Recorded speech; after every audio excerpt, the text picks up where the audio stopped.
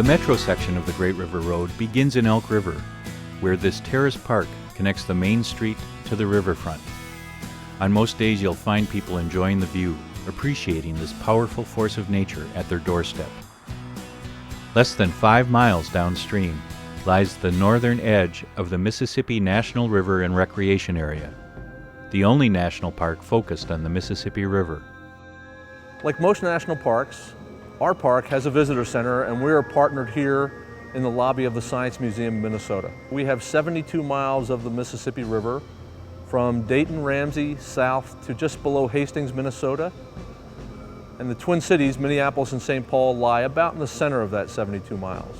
We do 3 things here. We talk about our 72 miles, we talk about the entire 2,350 mile long Mississippi River, but we also talk about the entire Mississippi River watershed, which encompasses about 40% of the United States. It's the 3rd largest watershed on the globe, and this is the place where you come in the United States to learn about it.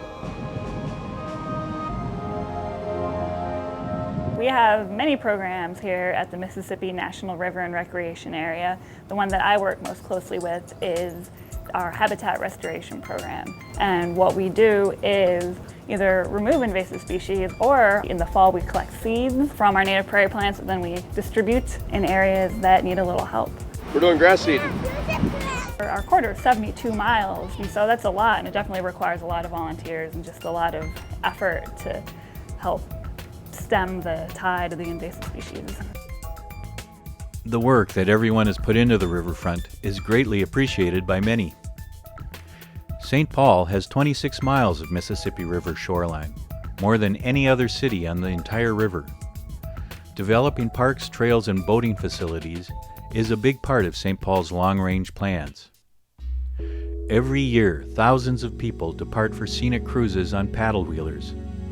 Up the river, past the site of historic Fort Snelling and Fort Snelling State Park, a state park in the heart of the metro region, past the main campus of the University of Minnesota, whose design center is exploring ways to strengthen the local community's connection to the river, up to the historic St. Anthony Falls District, the birthplace of Minneapolis.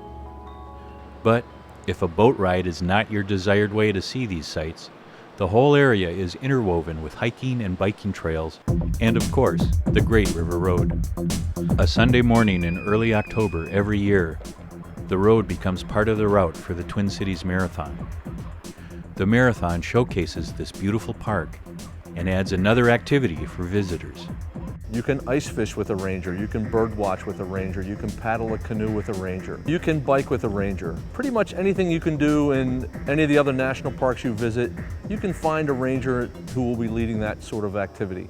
I'm really good friends with a park ranger, and we were sitting around one day and we decided that this would be a really fun idea. The event is a Market to Mississippi ride and lunch. So it was a 5.5 mile bike ride from the farmers market to here, and they're going to have some lunch here, hang out, learn some ways to prepare some food. We have red onions from the farmers market. We have carrots from the farmers market.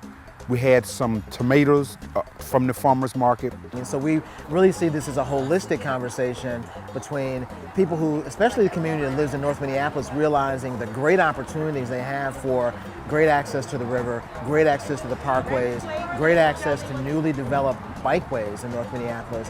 And this is just what happens at the end of a bike run sometime in Minneapolis. You know, you get a good meal, professionally trained chef.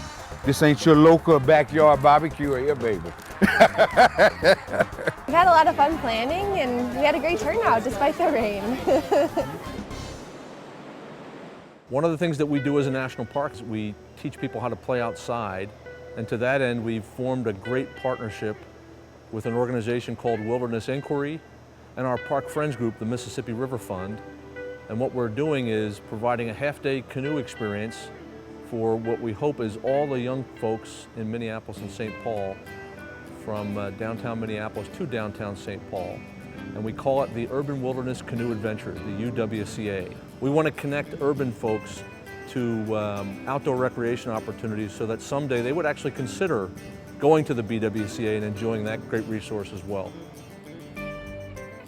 Upper St. Anthony Falls is the site of the first of 29 locks operated by the Army Corps of Engineers that make the Mississippi navigable from Minneapolis to New Orleans. There are 4 locks in the metro section of the river. Available to any size boat, most of the locks have observation decks for visitors. Early settlers used St. Anthony Falls for hydropower. By the mid-1800s, lumber mills and grain mills crowded these shores. Both General Mills and Pillsbury started here. This was the first place hydroelectric power was generated for distribution. The Stone Arch Bridge, built as a railroad bridge in 1883 by James J. Hill, has been converted to a pedestrian bridge and offers an outstanding vantage point. The ruins of some of the mills have been excavated for the development of Mill Ruins Park. The Mill City Museum explains how the mills operated. Water power is still being used to generate electricity. The University of Minnesota steam plant was built in 1903 to provide electricity to the Twin Cities Rapid Transit Street railway system. It now provides electricity to the campus. Water Power Park offers views and information about the rich history of the area with informative panels along its many observation points. There is so much more to learn about this area and the rest of the Great River Road.